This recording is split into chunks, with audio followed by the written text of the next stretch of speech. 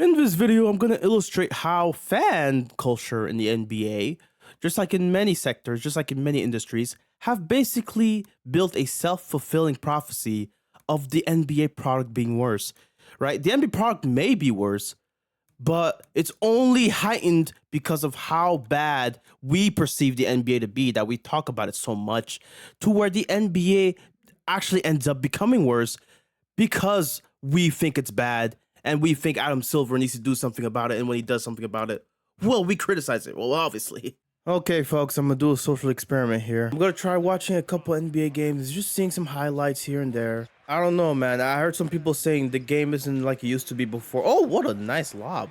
Bro, I think right now Tyler Hero's going off right now. Is this gonna be another three-pointer? I think that's 7 in the game right now. Wait, is he about to do it again? Oh, 30-foot bomb? Oh my gosh. Oh, come on, Tyler. What you got for me this time?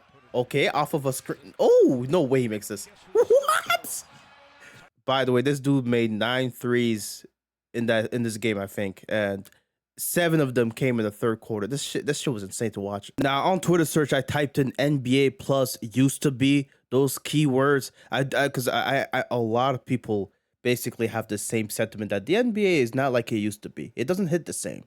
Okay, let me make sure that I get the quotations mark here. Wait, where is it? There you go. Let me just make sure I do this. There was this tweet where basically people are talking about their thoughts on why viewership in the NBA are declining. Some people have basically said the NBA used to be storyline driven, rivalry driven, and now the players are entitled. Oh, that's another thing. The fact that Adam Silver basically has to have this player participation policy because of how much, players have basically sat out for load management. And obviously, it's not just one person in particular. You see a lot of players these days sitting out. A lot of people feel like these players don't really care as much about the game. They don't really care about the fans as much. Like Adam Silver has to go on national TV, basically say, oh yeah, we're making sure the players play enough games so that, we can actually have players play games. Like what? Aren't they contractually obligated to play games? Like, isn't that something that was already put in their contract? I guess not. I guess seeing Embiid being out for injury management is something that the NBA basically has in their contract clauses. I don't know. I just don't know why they're even allowed to put in injury management and that be enough of a justification to list the player out. Like, bro, imagine a kid took a day off, not because they're sick, but because they're managing their sickness. Like, what? I don't know. I heard the NBA basketball these days is just not as entertaining as it used to be. Okay, Harden, pass it out. Oh, come on, you making that. Nope. Oh, Zubac, nice rebound. Nice tip in right there. That nigga Zoo, I'm telling you, he's underrated as fuck, bro. I'm really saying. Okay, good pass and go, and then Conley 3, nice. Look at this score, by the way. They're getting destroyed. They're getting schmeckled. Okay, I will say this is not a good score. Yeah, blowouts and blowouts. Yeah, there's a lot of blowouts in the NBA. Let's watch this game, huh? How about that? All right, let's see this. Oh, this is a bad turnover. Wait, what? He saved it? Wait, he lobbed it. Oh! Somehow the Hawks are back in it. Oh boy. No way, bogey. Okay, nice offense. I'm not gonna lie, this team looking good. Okay, Trey. Oh, even Giannis couldn't reach that one. Okay, this is getting close now. 8-point game. Oh no way, Boogie makes this. Oh my gosh. Obviously, a fan seeing this, they don't want to watch the NBA anymore when they see that their favorite players aren't playing. I have an experience. I have a story, by the way. So this was last season, November 15th, 2023. Remember it clear as day. I'm watching the Bucks Raptors live. First ever Raptors game I'm at, and Giannis doesn't play. I literally bought these tickets to watch Giannis, okay? Okay, yes, the game ended up being a blowout anyway. We lost by like so much. Dame had 38. I think Malik Beasley had 30 points as well. And I'll never forget, I was watching this game, and the Bucks were going on a run. And then all of a sudden, you have Giannis dancing and stuff. It was a timeout. And like, he was on the bench, and he was dancing. Like, it just put a bad taste in my mouth, because he literally rested that game. He rested that. It was the first game he missed during the season. And I was like, bro, like, you're just dancing out here. Like, you could have played this game. I bought tickets to watch you play, and you just decided not to play. Like, it was the day before the game was on. I found out he was gonna rest. I was like, there goes my money wasted. Dude is still my favorite player, but like, it just goes to show you, like, stuff like this just hurts the way we see the game now. There's this one clip that was going around Twitter basically showing, oh, this is how bad the NBA looks. Like, so it's like a 2-minute montage. It's not even a montage. It's like an unedited 2 minutes of gameplay, and these guys are just spamming threes over and over again in a game that's basically a blowout, right? But still, the point of the tweet was basically to say, yeah, this is why people don't watch the NBA anymore.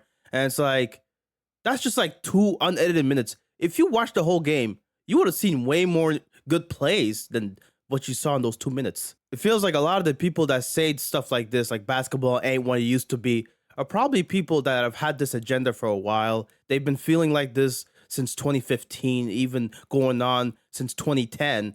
And they're just getting these takes off now that more people are saying it on Twitter. It's more cool to say it now, you know? I know it being an NBA Cup game, a lot of people don't understand what the hell this thing even is. Like, I'm just watching a little bit of these highlights and oh my God, look at that move from Bradley Beal. Splash! I mean, there's mid-range shots being taken.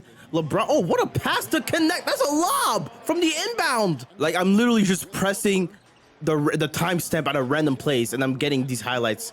Splash! Like, look at these. I'm not gonna lie, Mike Butt is making these Suns look better on offense. And then the Lakers, you look at that pass. Oh my goodness. And we still got some vintage Kevin Durant here. Look at this. Woo! Wow! What a shot from the fake. I don't know. I feel like people perceive the NBA to be in a worse place, probably because of narratives and probably because the game's a blowout. So it's easy to pick on a lot of these games that are blowouts indeed.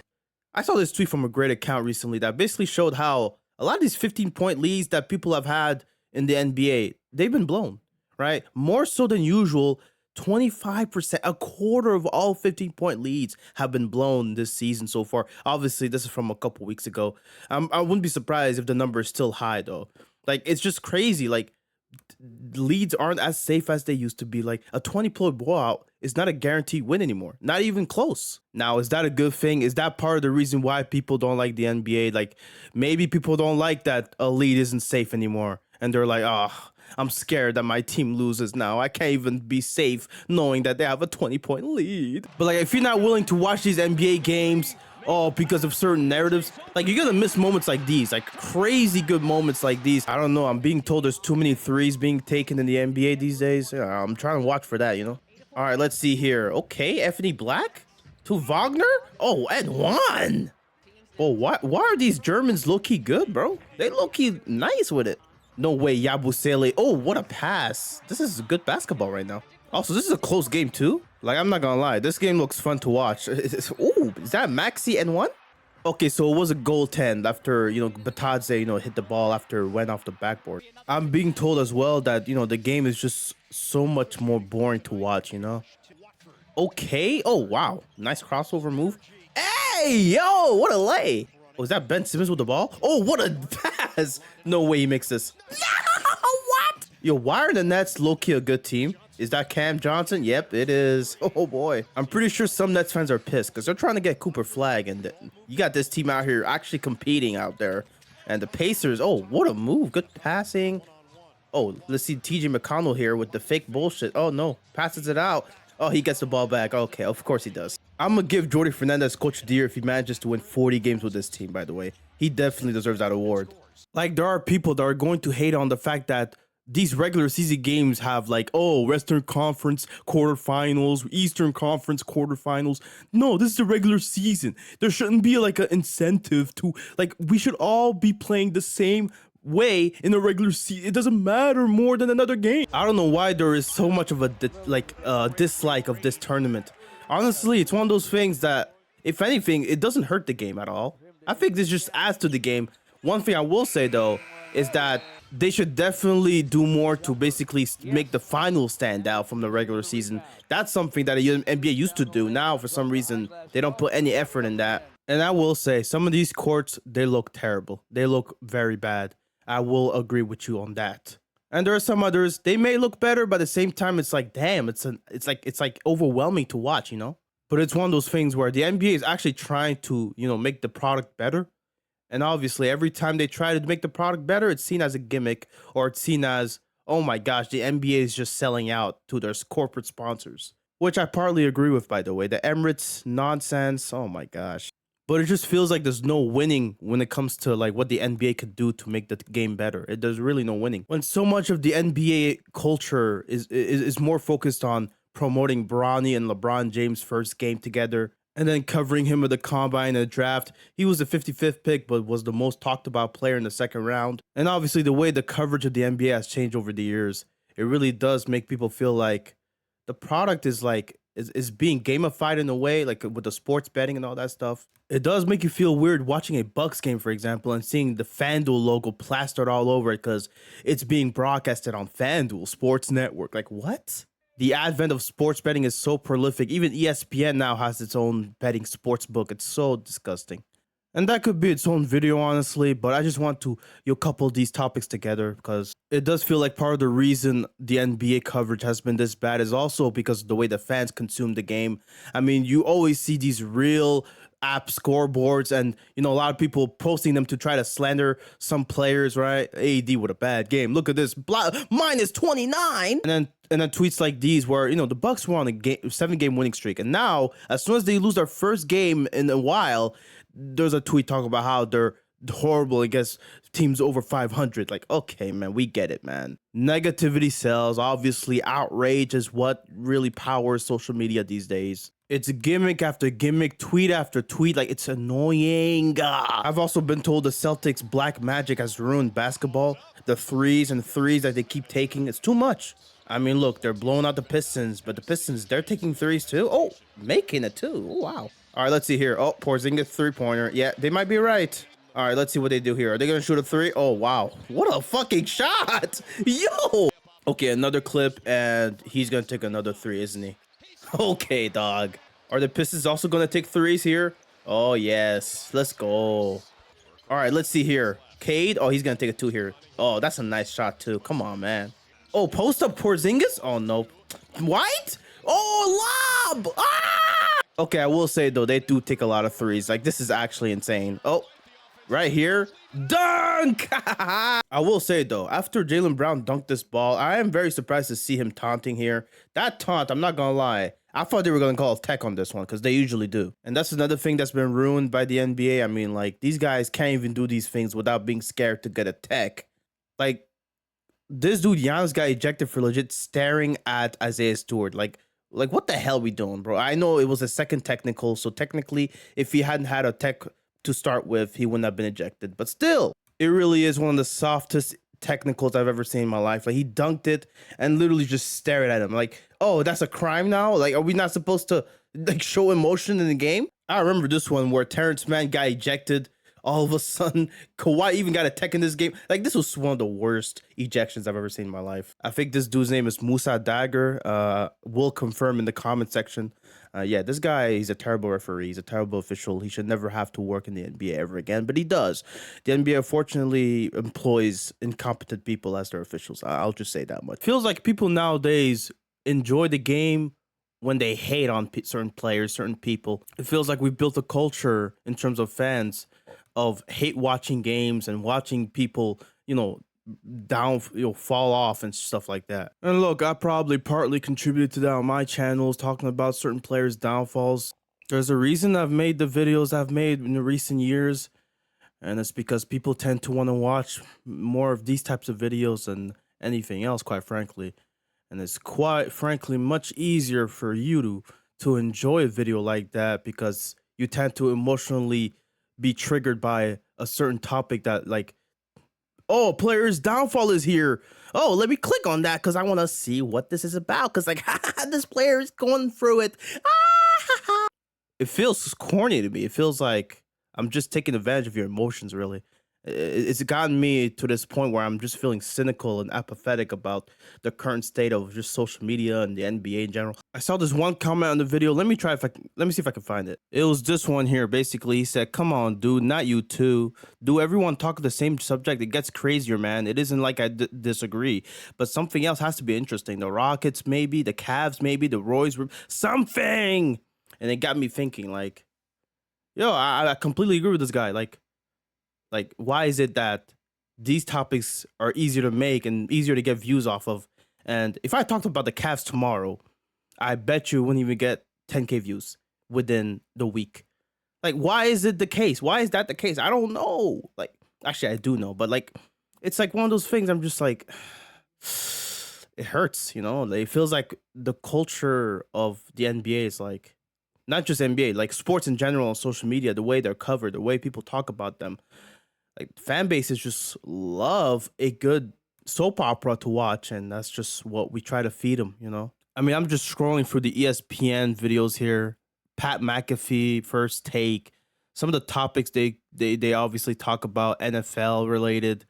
It's like, what's wrong with the Lakers when it comes to NBA? And the NFL is like, oh, it's a must win for the Packers here versus the Lions. And then let's see another NBA video. Why John Morant isn't dunking? John Morant doesn't want to dunk anymore. Oh, that's another thing, by the way. John Morant not wanting to dunk because he wants to stay healthy. I think Embiid recently said something that about the way he plays. He tries to basically conserve himself. Ant basically said he's not gonna be in the dunk contest. Like guys like that, like they don't want to exert themselves as much because they know they'll risk injury or embarrassment, quite frankly. And I know a lot of people from a lot of different sectors are feeling the same way that I am, and a lot of NBA fans are feeling. Things around us are just getting worse. It seems like things just get worse inevitably. It feels like nostalgia is at a premium because of just how much better things used to be. That's the sentiment I always see, not just about the NBA, but about like life in general. Like it just seems like people have this idea. It's a pervasive idea that things just were better back in my day or back in the day of my parents. It might not even be true. Things might be better now, but nobody really pays too much attention to those things. They really like to talk about the things that used to be better back then. It's certainly a bias that we all have, but it's one that has been very pervasive in pop culture recently and entertainment in general. We see a decline and also the groceries, like foods that we used to eat doesn't taste as good as they used to. I think a lot of people could feel the same way as I am, because I recently went on a trip and I ate the food there. I was like, what the hell? This shit is not that good. That's what it felt like. Yeah, I just thought I'd make this video because it's a self fulfilling prophecy. Honestly, I tried to illustrate it in a way that was funny. Like the NBA might not be getting worse. It's just that people have the perception that the NBA is getting worse, and I think that's what's contributing. It's like a self-fulfilling prophecy of fan culture, basically making the product worse by talking about the product being bad, and thus making the product actually become worse by talking about how bad it is because of how bad we think it is. Now it's bad. Okay, now it's bad because, well, look, I said it's bad, so now it must be bad, and now it becomes bad. It's like, all right, bro, it's a mess. It's a fucking mess. All right, that's it. Peace out.